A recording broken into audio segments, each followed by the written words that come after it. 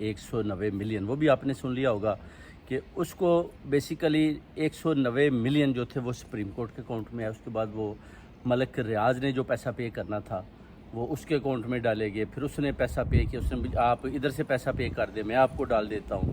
اس طرح کی جو گیم چلی ہے، عمران خان صاحب کے پاس تو ایک پیسہ بھی نہیں. وہ جو 190 ملین پاؤنڈ کی بات کر رہے ہیں وہ $200 بنتے ہیں آلموسٹ. تو اتنا زیادہ پیسہ جو ہے نہ تو عمران خان صاحب نے کو اپنے اکاؤنٹ میں رکھا نہ ہے. صرف یہ ایک یارہ داری انہوں نے بنا رکھی ہے کہ بس وہ 190 ملین پاؤنڈ کا کیس بھی ڈال دیں اور ان کو بدنام کرنے کی کوشش کریں، جس میں یہ بری طرح ناکام ہوئے.